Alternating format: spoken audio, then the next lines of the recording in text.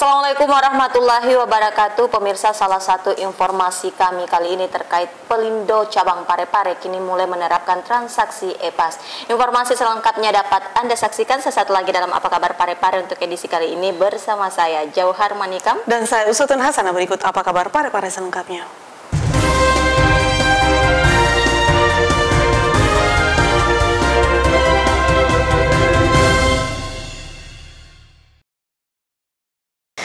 Sebagai upaya dalam mencerdaskan kehidupan bangsa, khususnya bagi anak-anak yang kerap beraktivitas di jalanan, Rumah Baca Cinta Damai bekerja sama dengan Raja Wali Garda Pemuda Indonesia Kota Parepare menggelar kegiatan sosial dengan membuka kelas hebat dengan memberikan pelajaran bagi anak-anak yang kurang mampu.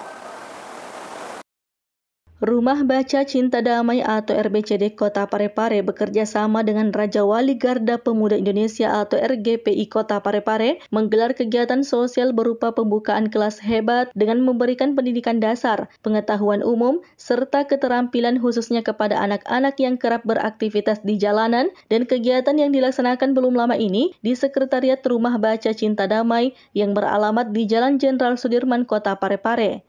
Pada kesempatan itu juga dirangkaikan dengan penyerahan bibit pohon dari Ketua RGPI Kota Parepare Heri Ahmadi SE ke pendiri Rumah Baca Cinta Damai RBCD Kota Parepare. Pendiri Rumah Baca Cinta Damai atau RBCD Kota Parepare Dr. Hasniar Humas mengatakan, kegiatan ini bertujuan untuk meningkatkan kemampuan baca tulis anak usia sekolah dasar dan sekolah menengah pertama. Meningkatkan kemampuan baca tulis anak-anak kita, terutama yang sedang berusia sekolah dasar dan sekolah menengah pertama. Sementara itu, Ketua RGPI Kota Parepare Heri Ahmadi SE menyambut baik kegiatan ini dan sejalan dengan organisasi yang dipimpinnya, salah satunya mencerdaskan anak bangsa. Melihat program RBCD ini itu selaras dengan kegiatan kemanusiaan kita. Salah satunya pembinaan anak-anak terlantar itu kita ingin mencerdaskan anak-anak terlantar walaupun dia tidak putus sekolah. Sahril Sandi, TV Peduli mengabarkan. Sebagai upaya memberantas pungli di kawasan Pelabuhan Nusantara, Pelindo Cabang Parepare kini mulai menerapkan transaksi sistem e-Pas. PT Pelabuhan Indonesia 4 Persero Cabang Parepare menerapkan penggunaan kartu e-Pas di kawasan Pelabuhan Nusantara. Penggunaan kartu e-Pas itu ditetapkan usai dilaunching Kepala KSOP Parepare Triyono pada Selasa 11 Januari 2021 di Aula Pertemuan Pelabuhan Nusantara. General Manager PT Pelindo Sardi dalam sambutannya menjelaskan, program e-Pas merupakan sistem transaksi dari tunai ke kartu elektronik, bekerja sama dengan BNI yang juga telah diterapkan di 800 lokasi. Dalam kesempatan itu juga, Sardi menjelaskan sejumlah keunggulan e-Pas, 2 diantaranya efisiensi transaksi ke depan serta menyediakan pungli di kawasan pelabuhan. Jadi salah satunya kita memang bukan meminimalisir tapi menghilangkan pungli di pelabuhan, Pak. Salah satunya itu. Kita berupaya bagaimana kita mengedukasi teman-teman dari pengguna jasa, dari teman-teman internal sendiri untuk bagaimana itu namanya pungli itu tidak ada di dalam pelabuhan. Sardi menambahkan, kedepannya juga akan diterapkan sistem digital untuk mengetahui posisi kapal, terbaca melalui sistem sejauh mana kapal berlayar dan seberapa mil jarak kapal tiba di pelabuhan menggunakan smartport. Sri Ayu, TV Peduli mengabarkan. Penggunaan kartu e-Pas yang diterapkan oleh PT Pelindo 4 Cabang Parepare didukung penuh oleh Polres Parepare yang siap mengawasi penerapan tersebut di kawasan Pelabuhan Nusantara. Kepolisian Resort Parepare mendukung penerapan kartu e-Pas yang diterapkan di kawasan Pelabuhan Nusantara. Hal ini disampaikan Kapolres Parepare AKBP Weli Abdillah saat menghadiri penggunaan perdana kartu e-Pas program PT Pelindo 4 Cabang Parepare usai dilaunching Kepala KSOP Triyono pada Selasa 11 Januari 2022. Kapolres Parepare mengatakan, untuk program otoritas pelabuhan penggunaan e-Pas ini tetap kita dukung, namun pelaksanaannya akan tetap diawasi, termasuk seluruh aktivitas di pelabuhan juga akan turut diawasi. Program ini kan tetap kita dukung terkait dengan berkurangnya interaksi tunai, sehingga tetap pengawasannya ya kepolisian selalu mendukung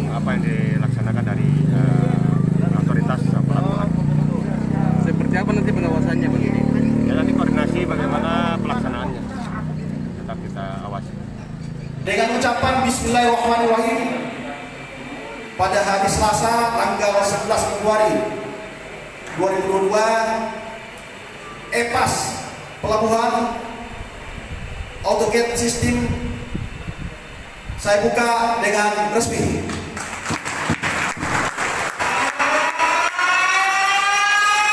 Erwin, TV Peduli mengabarkan. Memasuki pekan ketiga tahun 2022, DPRD Parepare telah menerima pagu indikatif untuk tahun 2023 dari pemerintah Kota Parepare sebagai acuan pelaksanaan musrembang di setiap kelurahan nantinya. Pemerintah Kota Parepare menyerahkan pagu indikatif wilayah tahun 2023 kepada Dewan Perwakilan Rakyat Daerah atau DPRD Kota Parepare dalam rapat paripurna yang digelar di ruang paripurna Gedung DPRD Kota Parepare pada Senin 10 Januari 2022. Rapat paripurna dipimpin Ketua DPRD Kota Parepare Haja Andi Nurhatinati Poesos, didampingi Wakil Ketua 1 DPRD Kota Parepare Haji Tasming Hamid SEMH, dan dihadiri Wakil Wali Kota Parepare Haji Pangerang Rahim. Puji dan syukur kita panjatkan kehadirat Allah Subhanahu wa Ta'ala, Tuhan yang Maha Esa, yang telah berkenan melimpahkan rahmat dan karunia-Nya kepada kita sekalian, sehingga pada hari ini kita bersama-sama untuk menghadiri dan mengikuti rapat paripurna DPRD Kota Parepare dengan acara penyerahan rancangan pagu indikatif wilayah Kota Parepare tahun 2023. Berdasarkan Peraturan Dewan Perwakilan Rakyat Daerah Kota Parepare Nomor 1 Tahun 2019 tentang tata tertib DPRD Pasal 116 Ayat 1 huruf B dan Pasal 119 Ayat 2, maka rapat paripurna dapat dibuka dengan memperhatikan jumlah anggota DPRD yang hadir sebanyak 14 orang. Dengan mengucapkan Bismillahirrahmanirrahim, rapat paripurna DPRD Kota Parepare, rapat kelima masa persidangan kedua tahun sidang ketiga tahun 2022, saya buka secara resmi dan terbuka untuk umum. Wali Kota Parepare Dr. HM Taufan Pawe SHMH dalam sambutannya yang dibacakan Wakil Wali Kota Parepare Haji Pangerang Rahim mengatakan, proses penyusunan pagu indikatif wilayah Kota Parepare mendasari Peraturan Perundangan Republik Indonesia Nomor 23 Tahun 2014. Penyusunan pagu indikatif wilayah dimaksudkan untuk memberikan pedoman pelaksanaan musrenbang kelurahan dan kecamatan yang berisi indikasi potongan maksimal anggaran dan program kegiatan prioritas. Proses penyusunan pagu indikatif wilayah Kota Parepare tahun anggaran 2023 mendasari pada Undang-Undang Republik Indonesia Nomor 23 Tahun 2014 tentang Pemerintahan Daerah, sebagaimana telah diubah dengan Undang-Undang Nomor 11 Tahun 2020 tentang Cipta Kerja, Peraturan Menteri Dalam Negeri Nomor 86 Tahun 2017 tentang Tata Cara Perencanaan, Pengendalian dan Evaluasi Pembangunan Daerah, dan Peraturan Daerah Nomor 1 Tahun 2010 tentang Perencanaan dan Penganggaran Daerah berbasis masyarakat. Penyusunan pagu indikatif wilayah dimaksudkan untuk memberikan pedoman pelaksanaan musrembang kelurahan dan kecamatan yang berisi indikasi potongan maksimal anggaran dan program kegiatan prioritas, dengan tujuan menjamin terrealisasinya usulan program kegiatan prioritas pada musrembang ke dalam APBD, mengurangi kesenjangan antar wilayah, dan penerapan pendekatan pembangunan berbasis kewilayahan. Penyusunan dan penerapan pagu indikatif wilayah kelurahan dan kecamatan dilakukan dengan asas transparansi, berkeadilan, partisipatif, responsif, dan akuntabel. Sidang paripurna ini turut dihadiri Sekretaris Daerah Kota Parepare Haji Iwan Asaat APMSI, asisten, staf ahli, serta pimpinan OPD, camat dan lurah lingkup pemerintah Kota Parepare. Sahril Sandi, TV Peduli mengabarkan. Sebagai upaya dalam meningkatkan kepuasan masyarakat, Disduk Capil melakukan pembenahan ruang tunggu. Tidak hanya dengan menyediakan wifi, tetapi juga memasang sound untuk memutar lagu yang dapat dinikmati saat menunggu pelayanan. dalam rangka meningkatkan kepuasan masyarakat dalam mengakses layanan di Dinas Kependudukan dan Pencatatan Sipil Kota Parepare, khususnya layanan langsung. Dinas Kependudukan dan Pencatatan Sipil Kota Parepare melakukan pembenahan di beberapa ruangan yang menjadi standar penilaian dari Kementerian Pan-RB. Seperti penyediaan Wi-Fi gratis serta sarana ruang tunggu yang dibuat senyaman mungkin dengan memasang sound yang memutar lagu tradisional maupun nasional, dan khusus untuk hari Jumat, sound ini melantunkan ayat suci Al-Quran.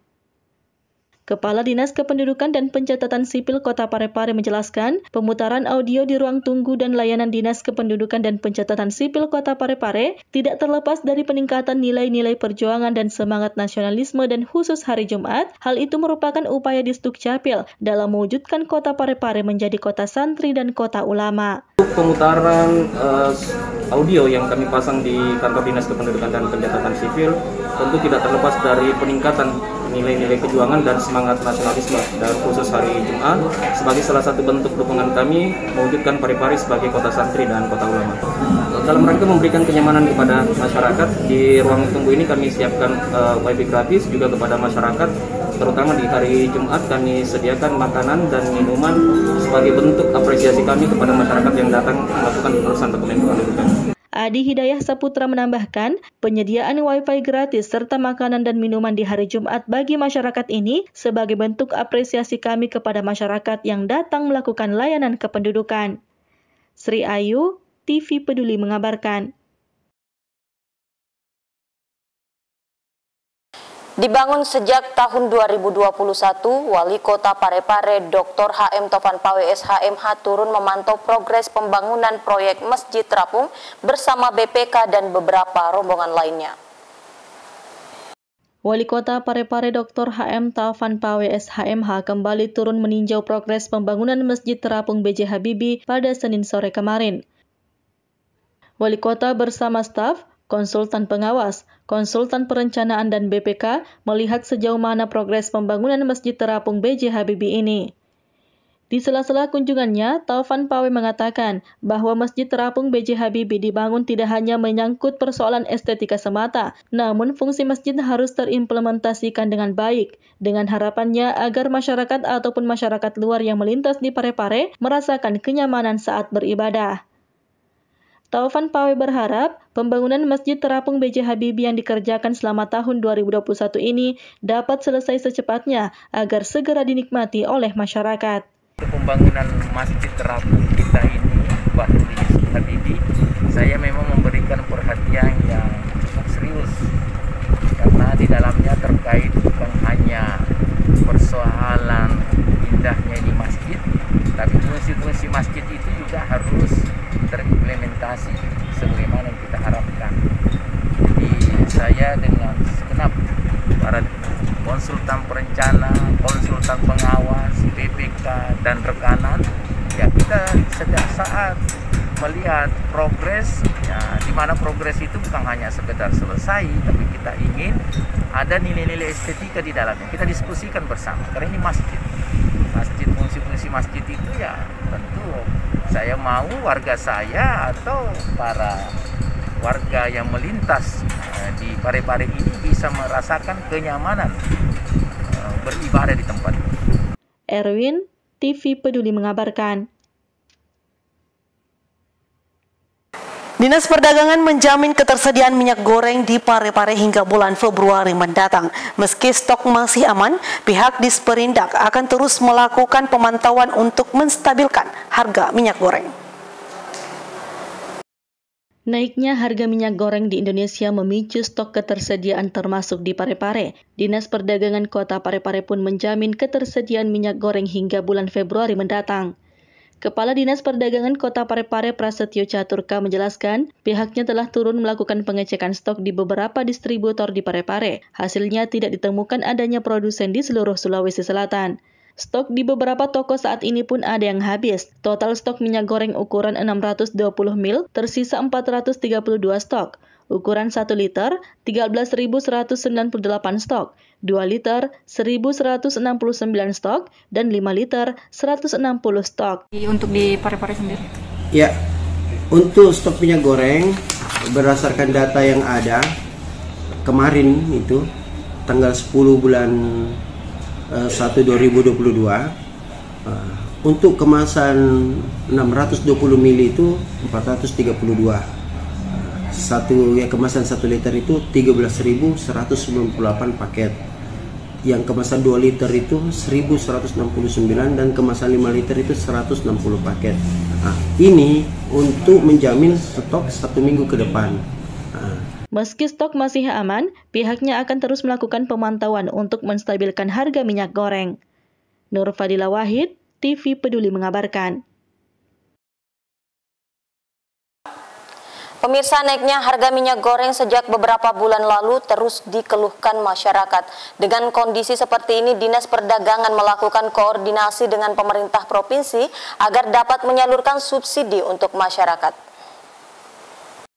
Memasuki awal tahun 2022, harga komoditas minyak goreng terus mengalami kenaikan secara signifikan. Berdasarkan Pusat Informasi Harga Pangan Strategis Nasional, secara nasional, harga minyak goreng curah per 5 Januari 2022 kemarin menyentuh 18.550 per kilogram.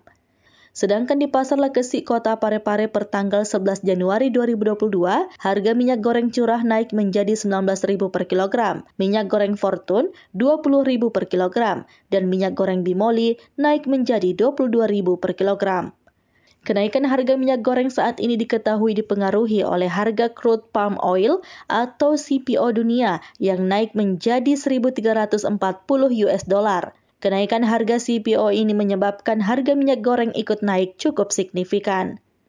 Keluhan masyarakat termasuk pedagang pun mulai bermunculan, apalagi belum adanya keputusan terkait menstabilkan harga minyak goreng.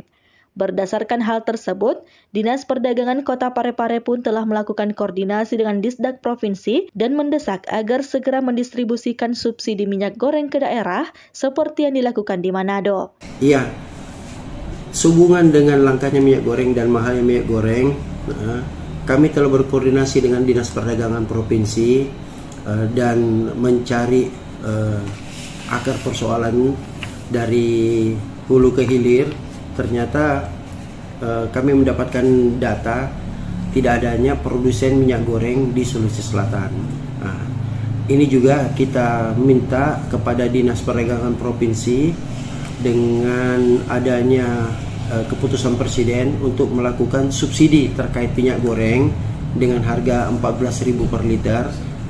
Dan saat ini hanya baru terjadi di Kota Manado dan Kota Surabaya. Nah, kami menunggu dan menanti untuk subsidi ini.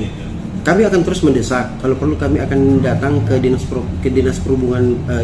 Perdagangan Provinsi untuk melakukan segera antisipasi hal-hal yang mungkin terjadinya kelangkaan atau hilangnya stok minyak goreng di Kota Parepare.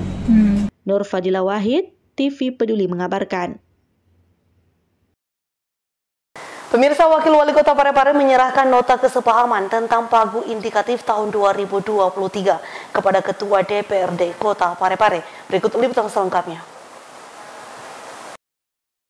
Wakil Wali Kota Parepare Haji Pangerang Rahim mewakili Wali Kota Parepare Dr. HM Taufan PWS HMH menyerahkan nota kesepahaman tentang pagu indikatif tahun 2023 kepada Ketua DPRD Kota Parepare Haja Andi Nurhatinati PSOS dalam rapat paripurna DPRD Parepare pada Senin 10 Januari 2022.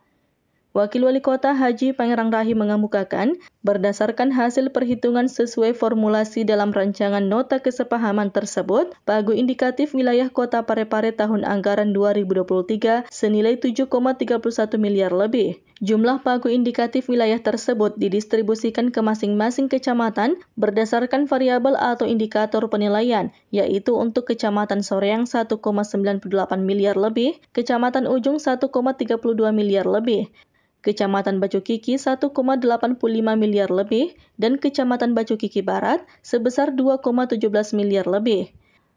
Adapun indikator atau variabel atas penilaian besaran pagu indikatif di setiap kecamatan terdiri dari jumlah penduduk sebesar 25%, luas wilayah sebesar 15%, jumlah usaha mikro dan kecil sebesar 20%, jumlah masyarakat miskin sebesar 20%. Berdasarkan hasil perhitungan sesuai formulasi yang saya sebutkan tadi, Maka dalam rancangan nota kesepahaman tentang kebijakan umum pagu indikatif wilayah tercantum besaran pagu indikatif wilayah Kota Parepare tahun anggaran 2023 sebesar 7,31 miliar rupiah lebih, dan jika dibandingkan tahun anggaran 2022 maka ada pengurangan sebesar 181 juta rupiah. Selanjutnya, pagu indikatif wilayah tersebut didistribusikan ke masing-masing kecamatan berdasarkan variabel atau indikator penilaian sebagai berikut. Untuk Kecamatan Soreang sebesar 1,96 miliar rupiah lebih, untuk Kecamatan Ujung sebesar 1,32 miliar rupiah, untuk Kecamatan Batu Kiki sebesar 1,85 miliar rupiah, dan untuk Kecamatan Batu Kiki Barat sebesar 2,17 miliar rupiah lebih. Adapun indikator atau variabel penilaian terdiri dari jumlah penduduk sebesar 25%, luas wilayah sebesar 15%, jumlah usaha mikro dan kecil sebesar 20%, jumlah masyarakat miskin sebesar 20%, jumlah kelompok tani dan nelayan sebesar 20%. Dalam penggunaan pagu indikatif wilayah kecamatan, perlu diperhatikan hal-hal sebagai berikut. A. Mendukung terwujudnya visi dan misi Kota Parepare. B. Merupakan kebutuhan prioritas wilayah berdasarkan analisis objektif data-data yang jelas berdasarkan hasil musrembang secara berjenjang. C. Anggaran kegiatan dalam pagu wilayah bersifat indikatif sehingga dapat berubah berdasarkan asistensi, validasi, dan verifikasi dari SKPD teknis serta pembahasan anggaran di DPRD. Rapat paripurna Dewan yang terhormat dan hadirin yang berbahagia. Sahril Sandi, TV Peduli mengabarkan.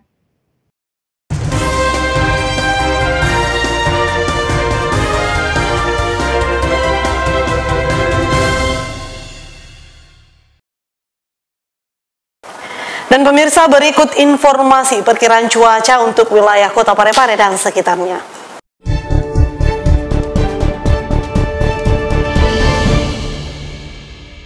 Perakiraan cuaca wilayah Kota Parepare dan sekitarnya edisi Rabu 12 Januari hingga Kamis 13 Januari 2022. Kota Parepare terdiri dari 4 kecamatan, yakni Batu Kiki Barat, Ujung, dan Soreang.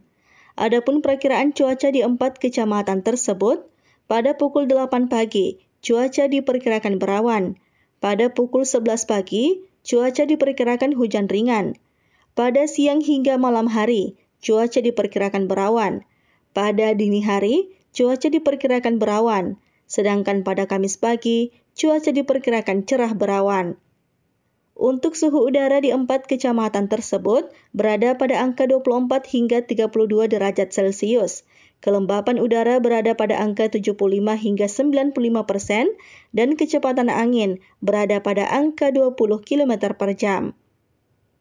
Informasi ini diperoleh dari BMKG Makassar pada Selasa 11 Januari 2022 pukul 9:48 waktu Indonesia Tengah.